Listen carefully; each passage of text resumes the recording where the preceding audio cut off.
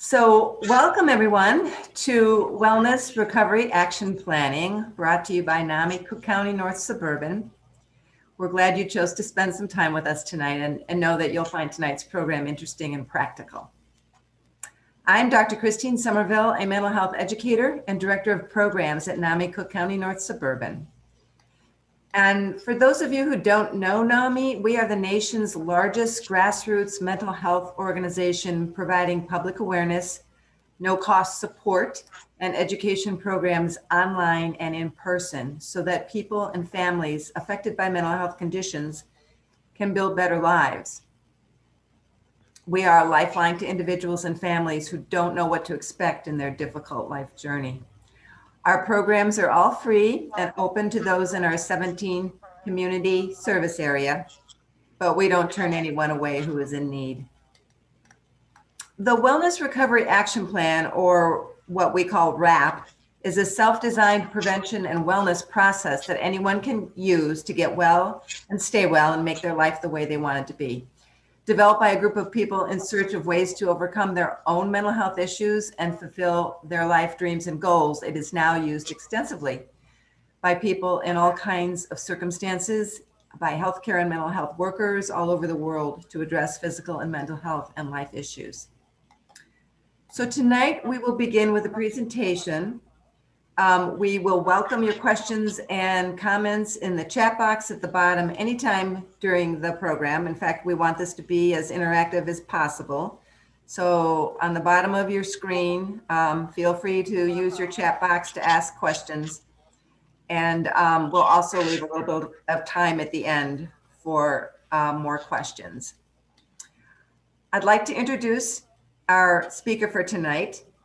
AJ French is a highly sought out recovery leader in Illinois. She influences culture and shapes public policy by sharing her personal experiences and professional expertise with as many people as possible in as many settings as possible. She was among the first in Illinois to earn the Certified Recovery Support Specialist credential and the Certified Recovery Peer Specialist credential, maintained by the Illinois Certification Board. And she has also earned facilitator certification in a number of wellness curriculums, including financial wellness training, Wellness Recovery Action Plan, WRAP, what we're going to talk about tonight, and Whole Health Action Management, referred to as WHAM. Her work has taken her to the White House for a briefing on suicide prevention and an interfaith discussion with the U.S. Surgeon General. AJ began her work with NAMI Madison County, where she served on the board of directors and volunteered as Crisis Intervention Team Coordinator, CIT. She is an In Our Own Voice presenter and state trainer and was awarded In Our Own Voice Presenter of the Year by NAMI Illinois. Ms. French established Gift of Voice, and she resides in Madison County, Illinois. She will lead with her PowerPoint presentation tonight. So it is my pleasure to welcome AJ French. Oh, thank you, Christine. I appreciate your introduction. And good evening, everyone. My name is AJ French. And if you're sitting there wondering whether or not it's possible to recover from even the most debilitating of life circumstances, the answer is absolutely. And I am living proof. Speaking before you today is a woman who's intelligent, articulate, passionate, compassionate. I'm not able to leap tall buildings in a single bound, but I am a woman who loves life. I love my life, yet this hasn't always been the case.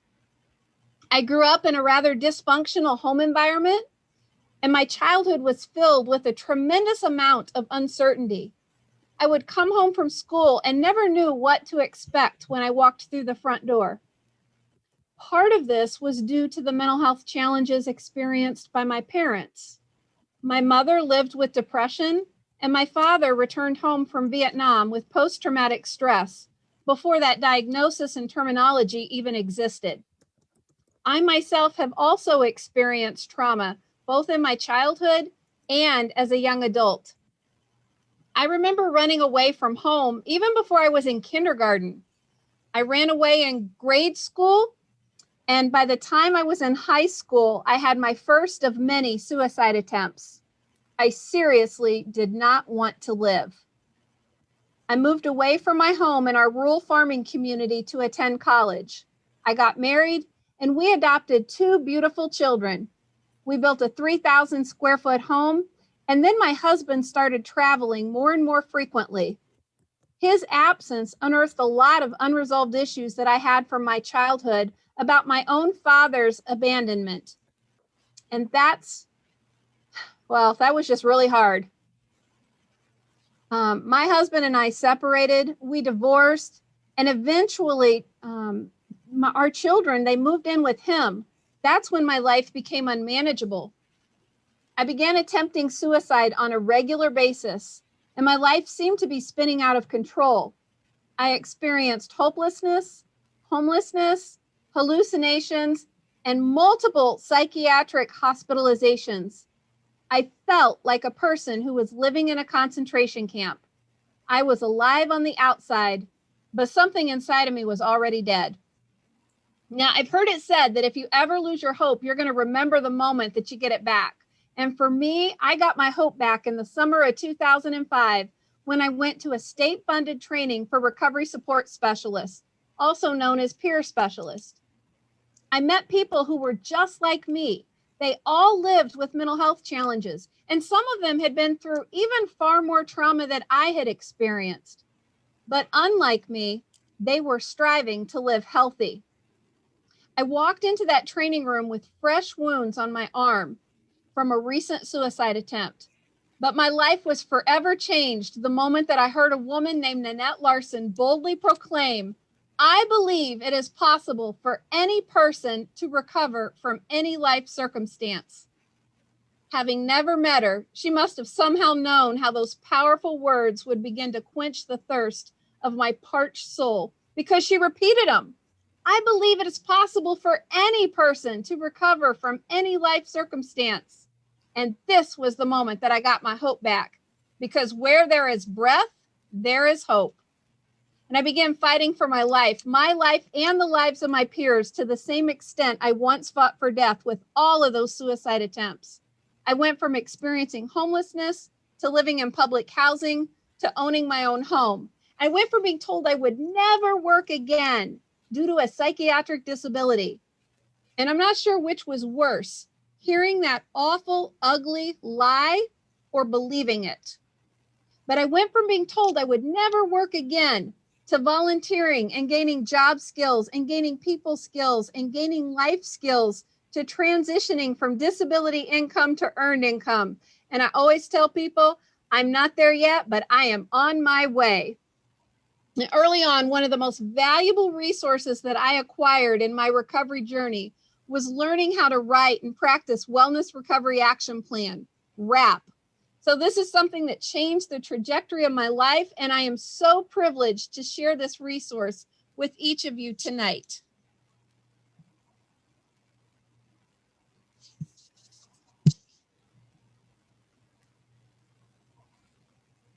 So WRAP is an evidence-based practice, and I like to tell people that I am the evidence, but I also want to make sure that people on this line have a clear understanding that even though I'm presenting this material, Mary Ellen Copeland is credited as the author who's impacted the lives of people across the globe. And you may notice behind the words Wellness Recovery Action Plan, there's an R with a little circle around it. So this is the symbol for a registered trademark. WRAP is a registered trademark, and as a certified WRAP facilitator, I have permission to present this material to you this evening. And I want to thank NAMI Cook County North Suburban, and especially Nathaniel and Christine, for extending an invitation for me to join you tonight. As I said in my opening remarks, I am living proof that it's possible to recover from any life circumstance. So let's start by talking a little bit about recovery. First of all, everyone has something to recover from, whether it's addictions, divorce, death, incarceration, mental health challenges, suicide attempts, trauma, or even something on a smaller scale like recovering from that really, really embarrassing moment with your kids. let's take a moment and start off by typing in the chat box a few things that you have recovered from in your own life or something that you would like to recover from. And I'll read the answers as they come in. Go ahead, just type that in.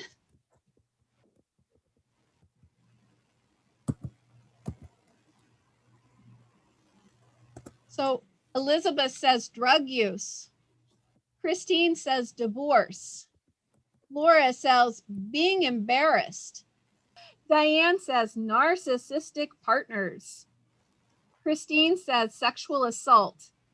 Tina says divorce, being a single parent, having a daughter with Asperger's, going to residential school after 5 hospitalizations. And we have manic episodes, death of a spouse, just being embarrassed about being on disability. Nathaniel says alcohol abuse. So we have all of these things that we can recover from. And something I want you to keep in mind is that RAP is universal.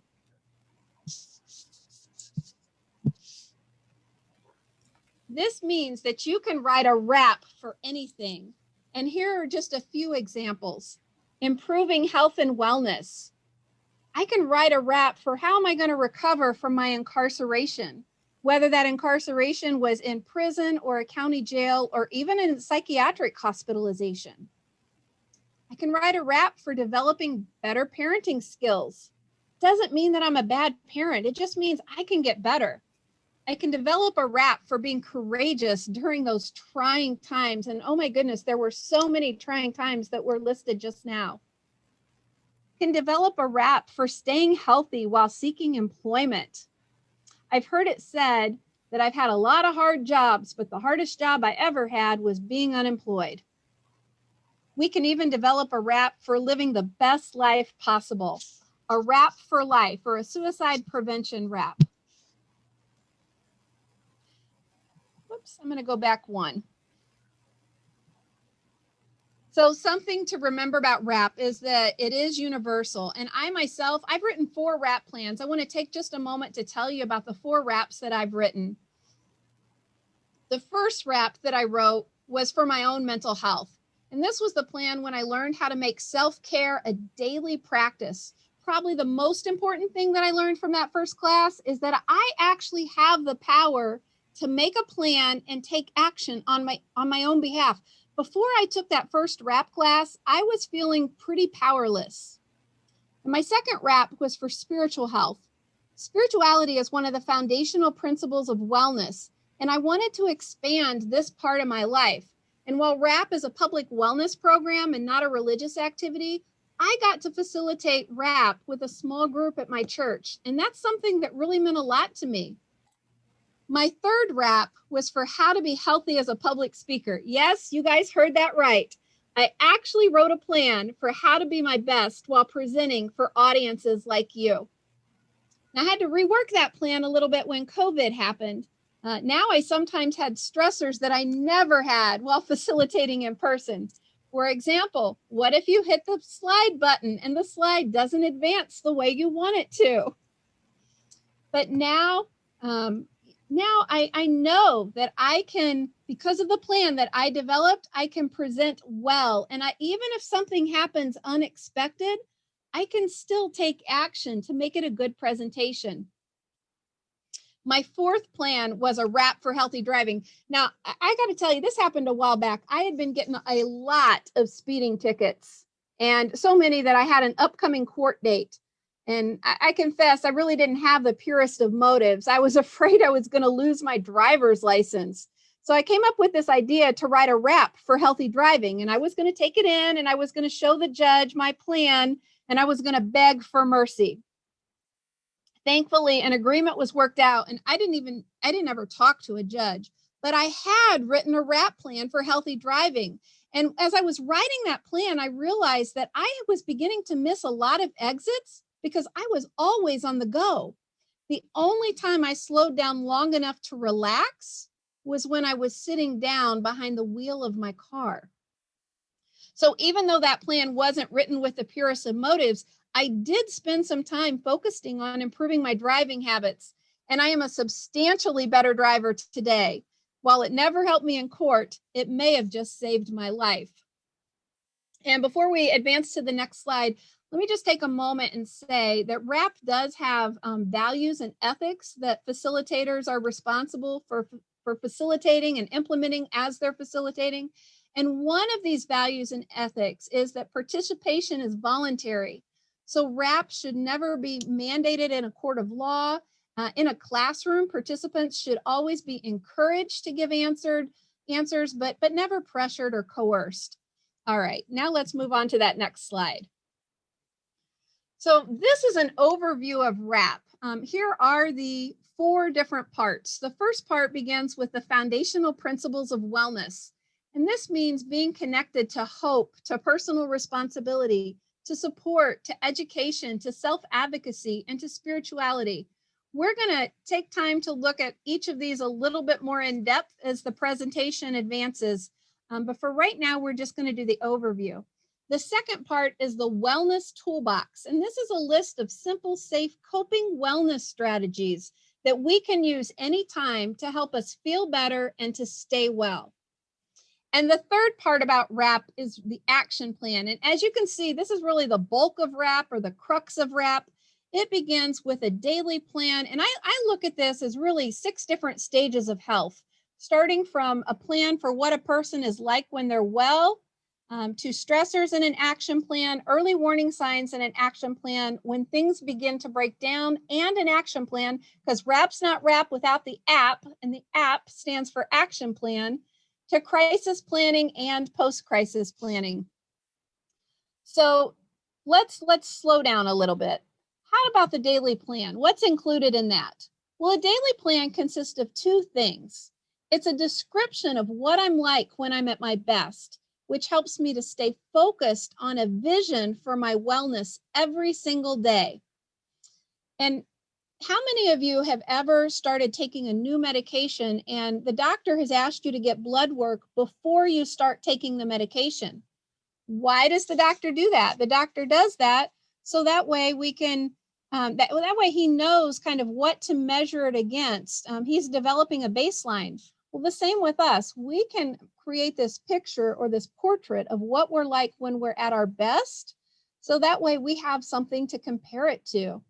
And then the second part of the daily plan are the things that we need to do every day to help us stay at our best, to be the best that we can be for the day. I like to think of this as the bare necessities. Oh, you guys didn't come to hear a singer. Let me move on to stressors.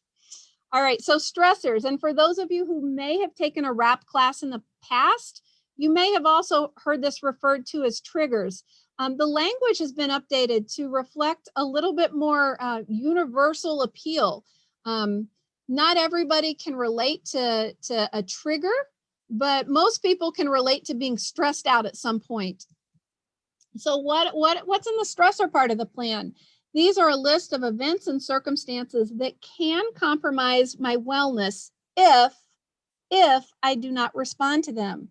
So what do? We want to identify what those stressors are and then develop an action plan for when I experience those stressors. Here's action I can take on my own behalf. The early warning signs. Early warning signs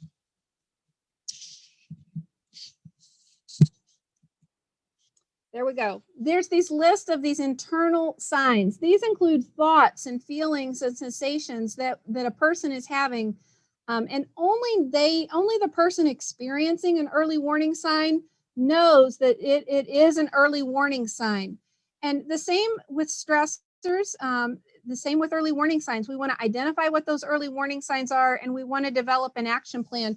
Now I'm going to go ahead and move on to when things are breaking down, because I want to do a little bit of a compare and contrast between early warning signs and when things are breaking down. So when things are breaking down is a list of signs that someone's having difficulty, which in this case, other people begin to notice. But even when things begin to break down, we can still take action on our own behalf. So it helps to identify when things are breaking down and have an action plan for what action can we take when things do begin to break down. And let me just share this example. right now, if you, or even let's say tomorrow when you're at work or out in the grocery store, if you are, if you have a knot in the middle of your stomach, and like you're really nervous and you're feeling anxious and you have a knot in the middle of your stomach, you can look at that and you go, oh, this is an early warning sign. I know that I've got a knot in my stomach. I'm feeling uneasy. Something's not quite right. And you can take action on your own behalf. Now, would people around you in the grocery store know that you have a knot in your stomach? Would people around you know that you're experiencing an early warning sign? No, only you would know it. This is something that only can be measured by the person experiencing it. Now, what if, let's say you didn't have an action plan. I don't have an action plan. I got this knot in my stomach, and the longer the knot's there, now all of a sudden my face is getting really red and I'm beginning to sweat profusely. And now people around you, whether it's in your home or your work or even at the grocery store, people around you notice that something's wrong. You're sweating, your face is really red. Maybe your breathing becomes very cumbersome. So I just really want you guys to catch that key distinction between early warning signs and when things are breaking down. At the early warning sign stage, that's when the person experiencing them notices that there's an early warning sign. But when things begin to break down, that's when people around you may begin to notice that you're having difficulty. And it's worth pointing out that if people around you are noticing that you're struggling, it may be a good idea to include in your action plan enlisting the support of trusted individuals to help you get back to a place of wellness. With the action plans, in my own personal wrap, I actually crossed off daily plan and I just wrote me well. But with the action plan part of wrap, this third part, the goal is no matter which stage you're in, whether it's stressors or early warning signs or things breaking down, or even the crisis or post-crisis plan, the goal is to always take action to get back to that daily plan, that place of me being well. So we're going to move on to the crisis plan. The crisis planning, with a crisis plan, we are not planning for a crisis. We're not planning a crisis. We're planning for a crisis. So similar, think about it like a fire escape. We're not planning the fire. We're planning to know where our fire extinguishers are, where our exits are, where we're going to meet our family if we have to go outside of our home. So again, we're not planning a crisis. We're planning on how to exit the crisis and get back to that place of wellness.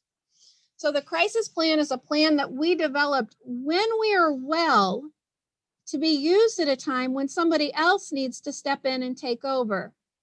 And kind of the idea or the thought behind this is we've written this plan during a time of wellness, during a time when our decision making is not compromised. And when we activate this plan is we realize that things have broken down to the point that we are now in crisis.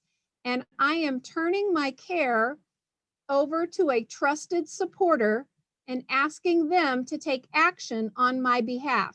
And my trusted supporters will follow my self-determined wishes. So this is why it's so important to do this while we're well, while we're in a good headspace. Our supporters, this is a wrap, you can share your wrap plan if you take a class and write a wrap plan. And I would encourage all of you to take a class. I know that if anybody has interest, I bet Christine and Nathaniel would be willing to make that happen.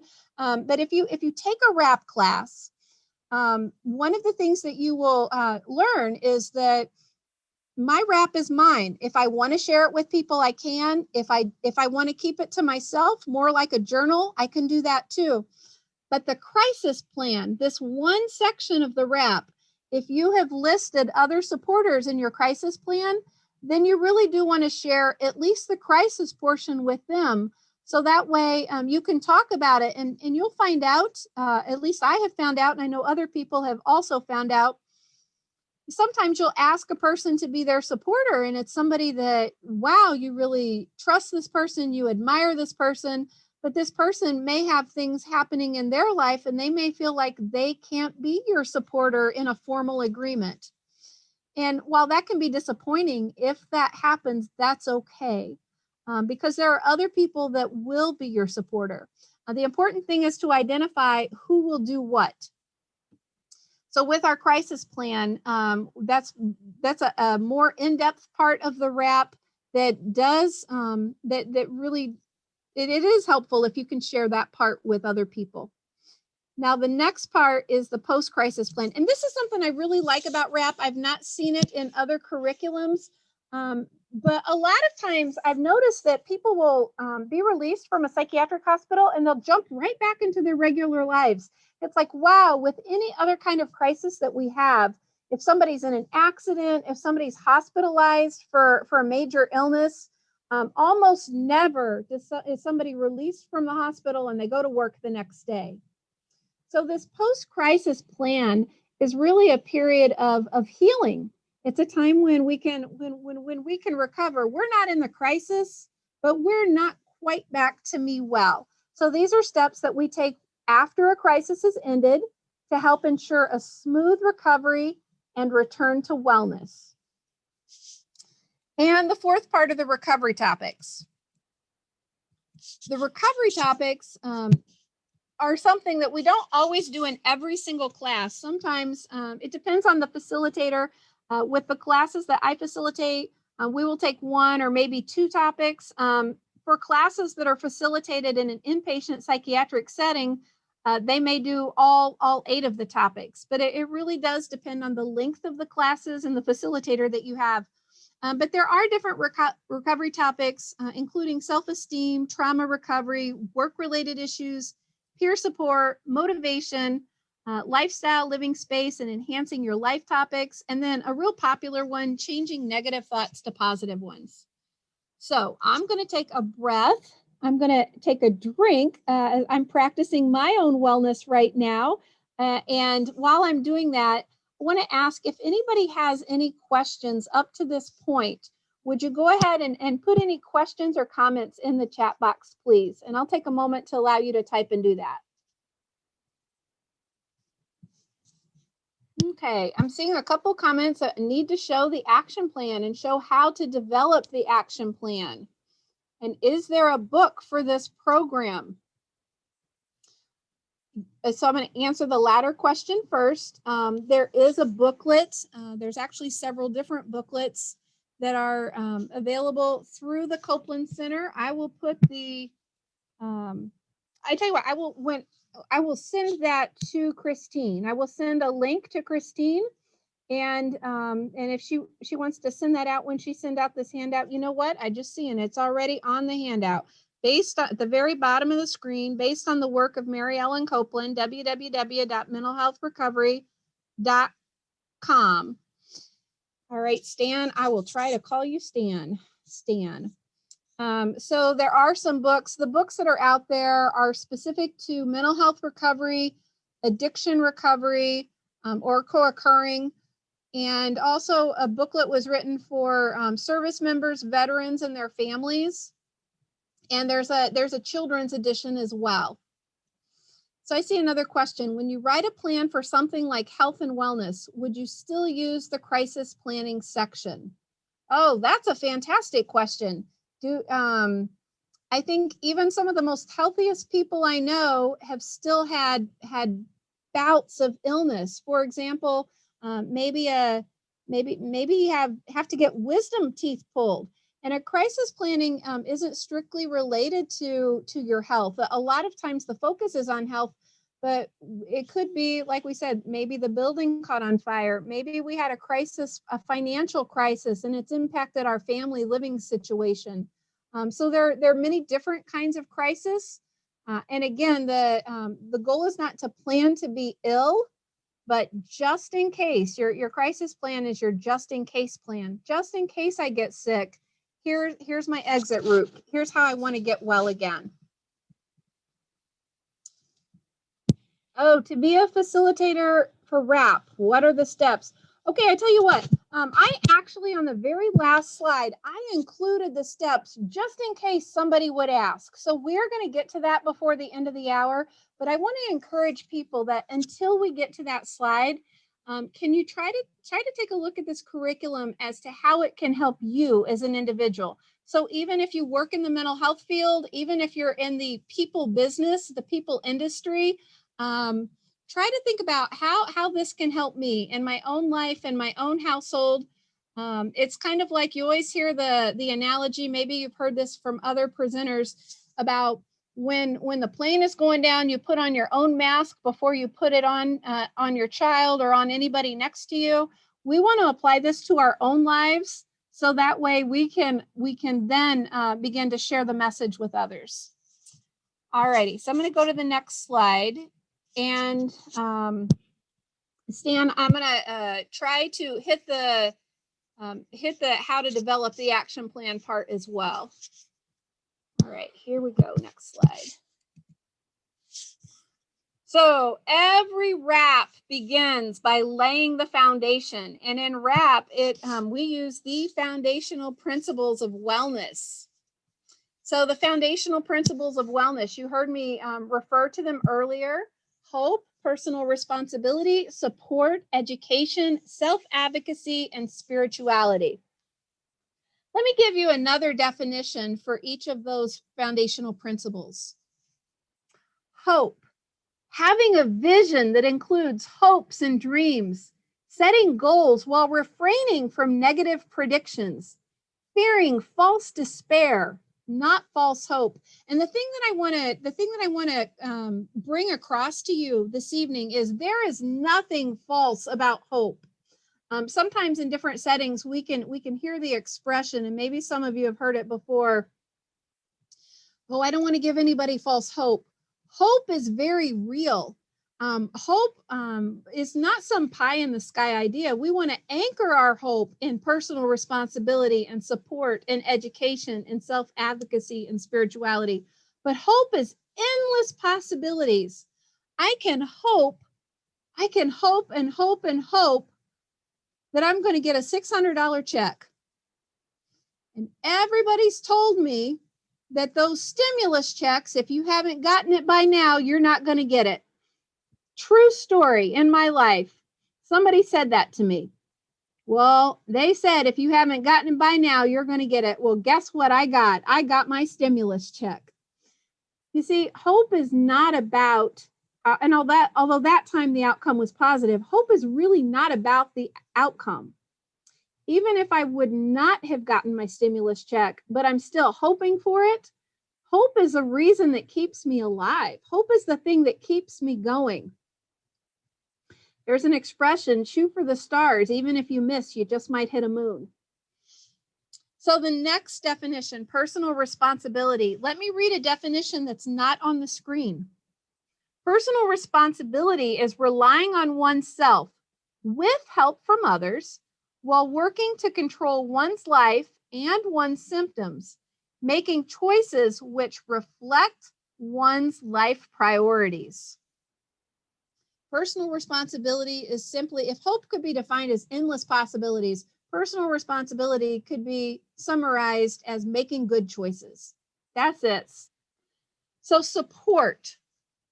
Again, I'm going to read from another definition. Support is recognizing that recovery is not a journey that anyone walks alone, drawing on support from friends, family, and healthcare professionals. Support could, if you were just going to pick a couple words, support could be defined as encouragement and accountability. And if you notice the way that this chart is made, these two balance one another out. In some settings, people are really big on personal responsibility and taking action and making decisions and working towards your goals. And in other cultures, people are very supportive, very encouraging, it's a very soft and warm experience. And the thing is, but both are needed. If all you have is support, then we're not taking any action on our own behalf. But if all we do is take action on our own behalf, and we don't draw upon the support of others, no man or woman is an island to themselves. So we're going to move down to the next one, education. Education is learning all there is to know about one's health, wellness, symptoms, and treatment in order to be equipped to make good decisions, being open to and seeking out new information. And self-advocacy is going for it with courage, persistence, and determination, expressing oneself clearly and calmly in order to get one's needs met. And again, these two balance each other out. How can I self-advocate? How can I advocate? How can I communicate to get my needs met if I'm not educated, if I don't have good information about what my needs are, what the resources are? So education and self-advocacy, they both balance each other out. And if we were looking for these 2-word definitions, education would be, well, it's 3 words, good, solid information. And self-advocacy would be effective communication. And then finally, spirituality. Spirituality is finding meaning and purpose in one's life. It's gaining a sense of identity based on one's own values and beliefs. It may include a relationship with the divine or a power greater than oneself. And I really like how this definition extends an invitation for people that have a belief in a higher power to include that.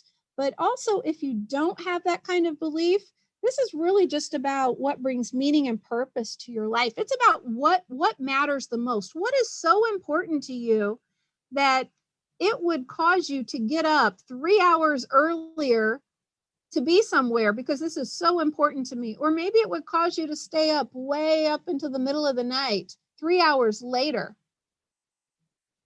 So that just like the ones in the middle balance each other out, the spirituality and the hope balance each other out. Because if you think of hope as a goal or as a destination, your spirituality is the fuel in the tank that's going to get you there.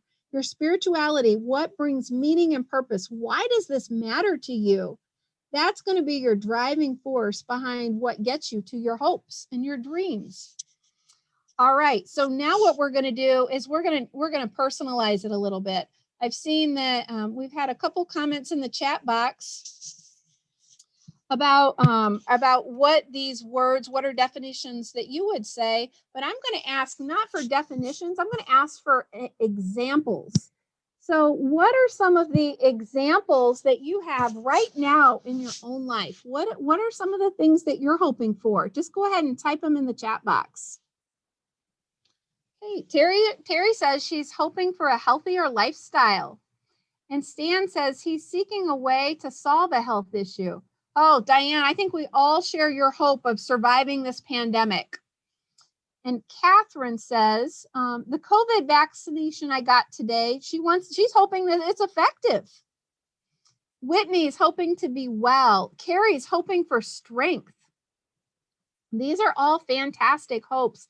Hopes comes in small, medium, and large sizes. So there's nothing, it's kind of like Goldilocks. There's nothing too hot, nothing too cold. But look for the hope that is just right for you. Financial stability. That's a fantastic hope. So let's do the same with personal responsibility. And I want you to remember the hope that you just stated. So for example, Marie said she's hoping to manage her stress while helping and caring for her loved one with dementia. And Ashima is hoping to manage her suicidal thoughts. So I want you to take the things that you typed, and even if you didn't type, I want you to take the things that you have in your mind, and I want you to ask yourself, how can I take personal responsibility in meeting my hope? So Ashima, I'm going to use yours as an example. I'm hoping to manage my suicidal thoughts because that's something that I've wrestled with many, many, many times in my life. So what is my personal responsibility to help manage my suicidal thoughts? And if other people would like to comment on this. And Ashiba, we're going to hopefully get a few different suggestions of ways to take personal responsibility. But here's the good news. This is the way RAP works. You get to hear everybody's suggestions and ideas, but then you get to choose. You don't have to do what anybody says. You get to choose whether or not it's something that you would like to try or not try. So one of my personal responsibilities, one of the ways I take personal responsibility when I'm having suicidal thoughts is that I actually reach out to a supporter. I have somebody in my life, she's my battle buddy, and she's also somebody that struggles with these suicidal thoughts. And I reach out to her, and she's not just any supporter. I have many supporters in my life, but I can't confide in all of my supporters. I confide in the supporter that I trust, that I'm going to trust to understand, that I'm going to trust to just let me say what I'm thinking and feeling, and that I know she's not going to be judgmental. I know she's not going to try to fix things. She's just going to listen to me. So my personal responsibility is that I actually do reach out to a supporter. And then we have, well, what if you don't have many supporters? What if you don't have many friends? Well, what do people think? I want other people to weigh in on that. I have a few thoughts about that, but I would like to hear from our other participants. This is part of how RAP works, just getting that group wisdom going. So if we don't have a lot of supporters, what can we do? What personal responsibility can we take? Okay, we're getting some answers. Hey, maybe I need to research what are my local resources. Maybe I need to look for a 12-step meeting, and there's a lot of them that are on Zoom or on the phone right now. And then we have somebody that feels that support must come from your family and your friends and yourself by learning more about what you need to do. And then if you don't have supporters, well, just find someone, find somebody to talk to. There are all kinds of groups. And let me share with you, there's a number to the Illinois Warm Line. It's a place that folks can call. It's not a hotline. It's not a crisis line, but it's a place that people can call Monday through Saturday. I believe it's 8 a.m. to 8 p.m. And I'm now starting to make a list of materials that I'm going to send to Christine. But this Warm Line is a place that they can provide support. They're people in recovery who have earned recovery support credentials. And they can provide some phone support for you, but they also maybe can suggest some supporters in your area. So there's different organizations like NAMI can be a tremendous support. Support's one of the core values of NAMI. Support is encouragement and accountability. So we want to look for those people that can encourage us and hold us accountable. For time's sake, I'm going to go ahead and go down to education because we don't want to forget about educating ourselves. So where do we find education? Where can we find some good, solid information? So we have the NAMI website. NAMI has a lot of information on their website. Jacqueline says, search the internet, or you could even read, Jacqueline, this is a really good one. If you already have a primary doctor, reach out to your doctor. Marie says, reaching out to peers or mentors, even the hospital and the library. And Mayor says, look for those credible sources. That's so good, especially if we're gonna Google. We want to make sure that the information that we're getting is a credible source. And Catherine suggested a really credible source, SAMHSA, the Substance Abuse Mental Health Services Administration. So you can Google that resource. Alice says the public library. I have to tell you, just a funny little story. This is how I first got connected with NAMI. When I was very ashamed that I had a mental illness, and I should not have been ashamed, but I was very ashamed that I had a mental illness, and the only people that knew about it was my doctor that was prescribing medication and my pastor, and both of them were bound by confidentiality. So neither one of them could tell anyone. And I went to the library because I was looking for education. I was looking for literature to read something. It was before I had internet access. And there were NAMI newsletters in the library. And that's how I first got connected with NAMI. So don't ever underestimate that public library resource. Diane says meetup groups. Oh, meetup groups are a fabulous place to not only get education, but also develop relationships with people and find support. And if you live in Chicago, Magala. Oh, wow. I'm really sorry because I know I probably pronounced your name wrong, but it's a good suggestion. If you live in Chicago, 311. I know that in my area, it's 411. And Christine is saying the National Institute of Health, or NIH.gov, if you're using the internet. These are fantastic places to get education. And then Jacqueline asked the question, how did I overcome the embarrassment? I have, Jacqueline, that's such a great question. It was not any one moment. It was a journey over time. And what I found is I was involved I went to a public mental health agency, and I got involved in a Speakers Bureau program. This was before NAMI's In Our Own Voice, before my involvement with that program. But at the public mental health agency, I would go to these high schools and these colleges, and there was a group of us, there was a group of 6 to 8 of us that would go, and we would begin to share our journeys, our experiences with public audiences.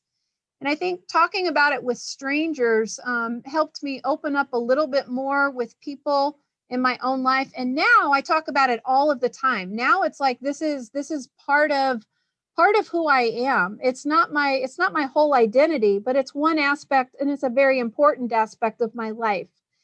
But even still, I'll tell you, there's a couple of years ago, I do speaking engagements for a lot of different groups, and I was going to a different state, and I was in the airport, and I had forgotten something, and I don't even remember what I'd forgotten. It was some information, and there was this guy, and he had a computer, and I wanted to ask him to look something up on the computer for me, but I was scared in that moment. For as much as I talk, as for all the public speaking experience that I have, I was scared because what I was asking him to look up was about mental health.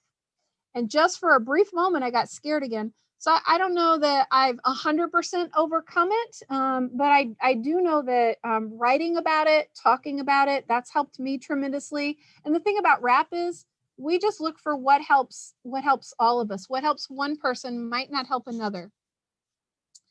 So with spirituality, I read the definition on this. Let me just ask you guys, what brings meaning and purpose into your life? We'll type a few more comments and then we'll move on to the next slide. But what is it that brings meaning and purpose to your life? Like, what's really, really important to you?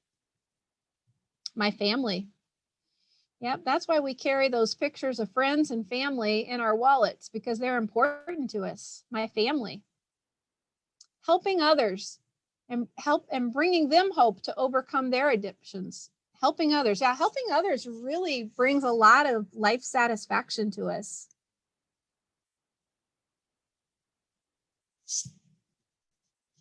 My profession is a social worker. So on one hand, that's part of helping others, but on the other hand, my work really matters to me. It's important. I'm doing something that's making a difference. So those are all really great examples of spirituality. Oh, I especially love pets, because pets, I mean, nobody can love us like a pet, right? All right, so we're going to go on to the next slide. The next part is the wellness toolbox.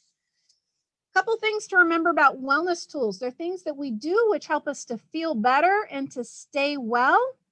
And that's a definition, but here's the criteria. The criteria for wellness tools. These are things that are safe, simple, within our budget, and legal. So what's the ideal size for a wellness toolbox? Well, it depends on where you're keeping your wellness tools. For example, I'm sitting in my office right now, and my bottom desk drawer, I opened it and I'm looking at what I've got in there. Wow, I've got some chocolate. I've got some Advil just in case I need it. I've got one of those squeezy things, like a squeezy ball. I've got some journals and some pens and papers. I just have some things that if I need to take a break from what I'm doing and I need to do something more relaxed, I even got a thing of chewing gum in here. These are my wellness tools while I'm at work. I have other kinds of wellness tools while I'm at home. But when you think about it, if you're going to, if wellness tools can help you build and improve and maintain your overall health, then if that's what a wellness tool does, then what size of wellness toolbox do you want?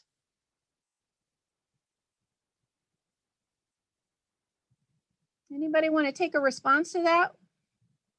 So the definition of the wellness tool, Stan's asking, I'm going to go back one slide.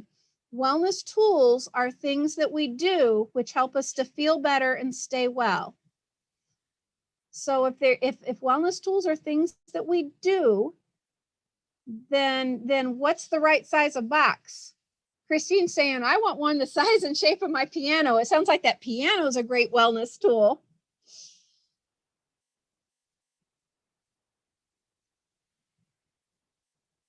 Here's how I think about this. I think it's good to have wellness tools, a wellness toolbox wherever you are. So I have a desk drawer that's a wellness tools while I'm here at work. I have the in my glove box in my car. There's a wellness toolbox. Jacqueline's saying there's no special size. Terry's saying whatever will hold, whatever will. Terry, I love this response. Whatever will hold, whatever we know that we're going to need. I love that. And Mahir is saying just enough that I can handle. So I love these answers because it's not a one size fits all, and wrap is not a one size fits all. So if you would type in the box, what's your favorite wellness tool? Yours. So one of my favorite wellness tools is to go for a walk. Zumba. Angela's like, Zumba. She knew right away. TV shows, yoga, journaling, reading, gardening, watching Netflix, playing piano. Hey, that deck of cards and writing poetry and movies. Oh, seeing those grandkids. I love them grandkids. Yoga, music, baking, more music. Now, these are all things that they're all really great things. And every single thing that people have listed are safe, simple, free or within my budget, and legal. Engaging with my support group and listening to, whoops, the slide advanced on me. Here we go. Engaging with my support group and listening to worship music. My family, my wonderful friends, my church, my nursing career for over 45 years have been extremely rewarding, and I love my work. Taking a water break and daydreaming. These are fantastic examples of wellness tools. And like I was telling Christine right before this call, wrap is not rocket science. Wrap is really some pretty pliable stuff that we could all do. Which one of us couldn't make a cup of tea? Most of us could. Some of us would enjoy it. Planning my action items. Let's move on to action items. That's the next part of this presentation. So action planning, you heard me say, wrap's not wrap without the app, and the app stands for action plan. And just like every single one of these homes are different, they're different kinds of dwelling, they're different kinds of abodes. You see some similarities.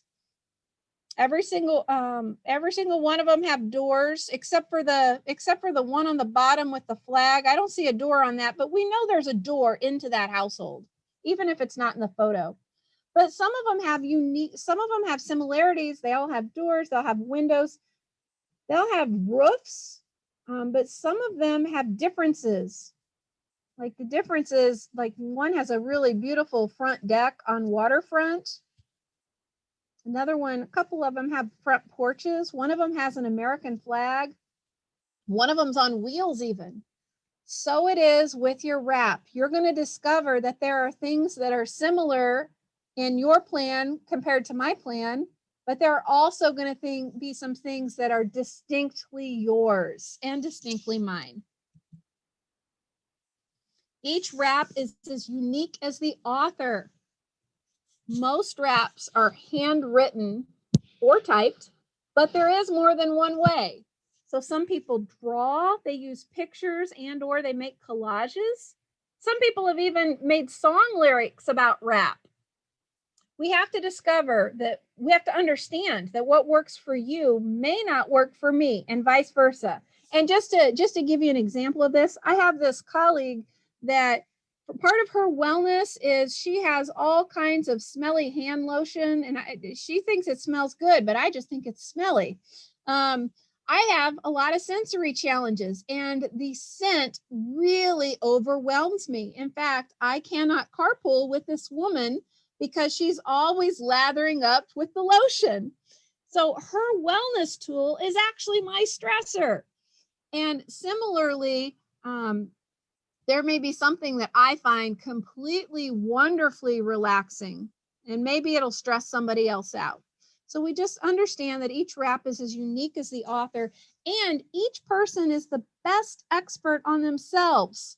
What works for most people may not work for one person. And what works for one person may not work for most people. And this doesn't mean when we say each person is the best expert on themselves, it doesn't mean that we're the only expert. It just means that at the end of the day, we're the ones who, when we lay our head down at night, we have to live with our decisions more so than anybody that would give us advice or consultation. There are things that we've learned about ourselves because we've lived with ourselves all of these years. A really important principle of this work is that it's based on self-determination. It opens doors for individuals, but it doesn't force anybody to walk through. It doesn't dictate anyone's path. Okay. So here's the action plan part. Here's the third part. And remember, we talked about what do I look like when I'm well? What are those 3 to 5 things I need to do each day when I... So some of the things that might be wellness. I know with me, one of the things that I look like when I'm well is that I'm well rested. That would be a good picture of me well. And that means I've had about 8 hours of sleep the night before. I'm well rested. When you're well, what are some of the characteristics of your wellness? What do you like when you're well? When you are well, just type that in the chat box. When I'm well, I feel good. I have this good energy level. When I'm well, I actually want to reach out to my friends. I feel calm. I'm at peace. I'm focused and I'm alert. Tina, this is a really good one. They've all been good, but I am completing activities of daily life. She didn't say I'm engaging in. She says I'm completing them. So the more specific that we can get, the more stronger plan we'll have. I have more confidence in myself and I feel at peace. So what are those bare necessities, those 3 to 5 things that I need to do every single day to stay well? Now, these are not, with the wellness toolbox, we want to have as many tools in as many places as possible. But this is more of a priority in your daily plan. What are the kind of like, with our physical health, what do? We eat, we sleep, we brush our teeth every day. Those could be 3 things with our physical health. What would be the 3 things that we would need to do with our emotional health, with our mental health, or even with what our goal was, whatever our hope was? Like somebody said, financial wellness. Well, if financial wellness is your goal, if that's your hope and your dream, then what 3 to 5 things do you need to do every day to stay well while you're on that path? So I'll read a few of them. Jacqueline says, well, I've got to rest, I've got to eat, I've got to take time for devotion and meditation. Magalai, I hope I'm saying this right, but she says that she wants to pray, to eat, and she needs sleep to be focused. Those are great. Those are really wonderful. For the sake of time, I'm going to move on. So we're looking at the second part was stressors and an action plan. What stressors are things that can compromise my wellness if I don't respond? So for example, I mentioned I had some sensory challenges. I get startled by noise very easily. So if a door would slam unexpectedly, that startles me. Somebody honks a car horn, that can startle me sometimes. just any loud noise. So what is my action plan? Well, if it's a quick noise, I want to look and identify it. If it's a repetitive noise, I usually need to step away. I know that in addition to a sharp noise, sometimes conversations where people are the white noise, like you have multiple conversations happening in one place, which we haven't had a whole lot of during 2020, but hopefully 2021 will end a little bit better. But what can I do if like the noise is too much and I just can't concentrate? I found that I can very intentionally tell the person that's trying to talk to me, and I can't listen to them because all these other conversations are going on. Just like, can we step over into the hall and have this conversation? I'm really having trouble concentrating right now. And just saying that and soliciting their help usually will take care of it. So Marie says that she prays, she talks to one positive person at least once per day. She reaches out to do something or say something kind, to do something that makes their day better. I just want people to understand that we want to identify what the stressor is and then what the action plan would be. So for example, with my colleague and my friend who really lathers up with the hand lotion, my action plan is I cannot get in the car with her. Well, maybe I have another colleague that I enjoy have conversations with. They don't use hand lotion at all. Maybe my action plan is to very intentionally ride with person number 2 instead of person number 1. But that action plan is specific to that stressor. There may be different action plans that you have for different stressors. All right, we already talked about the difference between the early warning signs and when things are breaking down. So let's go back to that example with the knot in the stomach. Somebody's having a knot in the stomach. Maybe they're in the grocery store. Maybe the first plan of action is to identify, why am I having a knot in my stomach? Is there something I'm anxious about? Is there something that I ate that didn't sit well with me? Oh, well, I'm having that knot in my stomach because I just walked past the liquor aisle and I wasn't intending to go into the liquor aisle. When I went into it, it was chips, but about halfway down, it turned out to be liquor. And now I'm all of a sudden reminded of maybe even tempted a little bit to purchase something. And I struggle. Alcohol is a real challenge for me.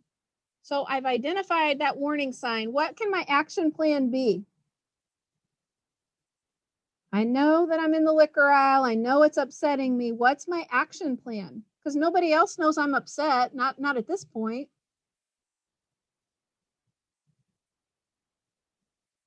You can just type your responses in the box.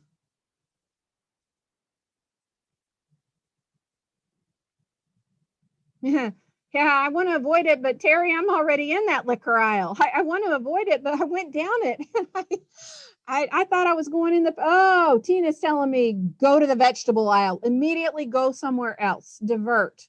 Carrie's telling me, call a friend. Maybe I want to call somebody on that list, right? Maybe I got a list of supporters and a list of friends that I can call. Why go down it? I didn't mean to. I thought I was going down the potato chip aisle, but it changed on me. Walk away. Marie, I can be very intentional about walking away. I can try to find a safer place within the store or even outside of the store.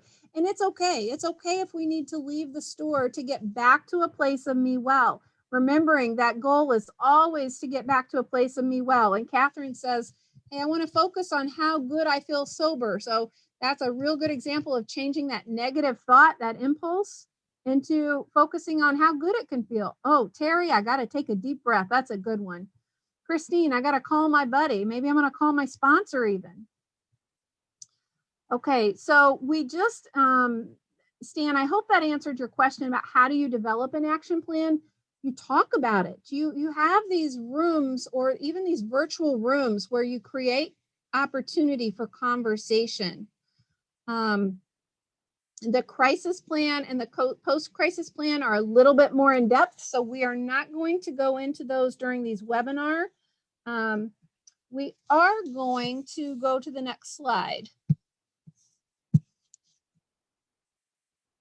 So what stresses you out? What's your action plan? So we did a class one time that was a wrap for justice, people with mental health conditions who were involved with the legal system. here's some of the stressors that they identified: being interrupted, anxious about a court date, letting people down, or they felt let down by the legal system, missing loved ones while on lockdown, missing important life events together, embarrassment about an ankle monitor, hurtful remarks from the media and society, desire to drink, smoke, or eat excessively. And then we could compare and contrast that with a wrap for work. What if we were writing a wrap plan for how to be healthy at work? We could start with being interrupted, and what's some other things folks want to put in the chat box for what are our workplace stressors? What are our workplace stressors? I know one day I had a presentation to do and I was walking up steps and I spilt a drink all over my shirt right before the presentation. That was a major stressor. Oh, those mean coworkers, those mean managers, those colleagues. Hell, people are just always making too many demands. My workload, I'm feeling overwhelmed. I have too many tasks and not enough time. And yet I feel like there's too much time being spent. I got all those long hours. My inbox is a stressor. I laughed at that. I don't know if it's Jula or Julia. But I laughed at that inbox one because my email account just changed, and I love email, but this week it has really been a stressor. Again, what's the action plan? And if we were taking a wrap class, if this were not a webinar, like right now, you guys are getting the trailer to the whole movie. So you're just getting little clips of what wrap is like, little parts of it. But if we were taking a class, we would actually be writing these down. We would be writing down, listing what our stressors are. Technology problems can really be a stressor. Hey, I get stressed out just setting boundaries, Maria says, because I tend to take on too much. And sometimes it's to help others. And it's great most of the time, but it also can be enabling in other ways. So we take the time to write down the stressors, but then we write the action plan. So yes, we write an action plan in the class. And again, I would just encourage you to reach out to Christine. I really think that they would work something out if there was enough interest. We are going to the next slide. And this is just an example, this page of if we were in class, we could write it down in handwriting. We could, if people had a computer, they could write it on the computer. But hey, being interrupted is a stressor. So my action plan, my first plan is try to ignore it. My second plan is to identify why is the interruption happening. I mean, good grief, if the building's on fire, I want to be interrupted, but really not for other reasons. And then, hey, maybe another action plan is just to say to that person that's constantly interrupting, hey, did you realize you've interrupted me 3 times in the last minute or so? Sometimes people are aware of it and they'll back off, but sometimes they're not aware of it, and just holding up that mirror to them and letting them see their own actions can that in and of itself can be helpful. So part 4 is the recovery topics. We've already reviewed them: the changing negative thoughts to positive ones, the lifestyle, living space, enhancing your life, the motivation, peer support, self-esteem, suicide prevention, trauma recovery, and yes, those work-related issues. So how do I earn WRAP facilitator certification? We're going to end with this. There are 4, oh, I just realized I got a typo on my screen. Okay, I'm just going to go on anyway. There are the 4 ways to earn a facilitator certification. So the very first thing you want to do is you want to write your own WRAP. How can you write a WRAP plan? Take a WRAP class by a certified trained facilitator, and you will learn how to develop your own wellness plan. So the first thing you want to do is you want to write your own plan. The second thing that you want to do is you want to shadow a trained WRAP facilitator. And shadowing is kind of like student teaching. It's where you don't have the training to be a facilitator, but you are practicing under somebody else's certification. So a shadowing is a way that you can kind of stick your toes in the water and see how you like it, how well you like it, whether or not you want to invest in a 40-hour training. The third step is to begin attending quarterly RAP refreshers in your region. Now, we'll share with you, the state of Illinois is, for the Department of Human Services, is broken down in 5 different regions. And Cook County is in Region 1. Chicago, you guys get to be Region 1. And the name for the recovery support specialist who works for the Illinois Division of Mental Health is Denise Lawrence, and her email address is on this slide. So if you want to know more about how to prepare for the RAP facilitator training, or when will the next one be, they may not have an answer for that because of the pandemic. But you can contact Denise. But I will tell you, the very first thing you want to do is you want to write your own plan. The second thing is shadow the RAP facilitator. And the third thing, those RAP refreshers that are occurring right now, they're occurring virtually throughout the state. They are only available to people who are facilitating. So just because you join a RAP class, you can't get in a RAP refresher. They're only for the facilitators. Now, if you're shadowing a trained facilitator, you may be able to attend a refresher, but you will have to share who you are facilitating with to get permission and to get the login information. So those quarterly RAP refreshers, they're helpful to you once you begin shadowing, but it's not an option. It's not an open invitation to anyone. It's not like this webinar. And then the Division of Mental Health will put out an application it's a 40-hour facilitator training. You want to apply for it. It is a competitive application process. Not everyone who applies is able to participate. So how can you strengthen your application? This orientation that we've just done, I can provide for certificates for 1.5 hours for anyone that that emails me, that emails Christina, and I can email you a certificate. You want to get as much RAP recovery education as possible. So there may be other orientations online you can attend. You want to go through a class. You want to shadow. You may shadow 2 or 3 classes before you ever go through facilitator training. But the more recovery education you can get, the stronger your facilitator application is going to be. And if you're outside of Cook County, contact the Illinois Warm Line, and you can ask for the recovery support specialist in your area. I'm really appreciative of the comments that I'm seeing in the chat box. Here is my contact information. And with this, I'm going to turn it back over to Christine. Christine, thank you so much. What a wonderful, wonderful group to facilitate with. Thank you. Thank you, AJ. Thank you so much. This was a wonderful presentation. You gave us so many great ideas and strategies, and actually hope. You gave us hope for our wellness. It feels like we can overcome any challenge. Yes. As you mentioned early on. So thank you. And thank you everyone who has been with us tonight too. I just want to say before we close that these are especially difficult times. And I am posting the National Suicide Prevention number in the chat box. So please copy this into your phone, or write it on a notepad. Here we go. There we go. Put it somewhere where you have it. You never know when you might need to use it, or when someone you know might need some help. So keep that number close to you. Our next webinar is called Parenting the Other Child, Supporting Siblings of Children with Disabilities.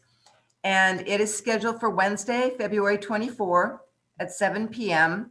We hope that you'll be able to join us. That's 2 weeks from today. Somebody asked in the chat box if they could get a copy of your presentation, AJ, and what the short answer is yes, but what we're doing is we are building a library of several presentations between now and May that we will be hosting. And then May is Mental Health Month. So we will be launching our library of webinars in the month of May. And so you can go to our website at namiccns.org. And you will be able to listen to and view any of the webinars that you've missed in the past that we've had. Again, this won't be up on our website until May sometime, but you can check back and see. Feel free to contact me at namiccns. Thank you again. Thank you, AJ. Thank you for joining us, everyone. Stay safe. Take care of yourselves and each other, and have a good night. Thank you.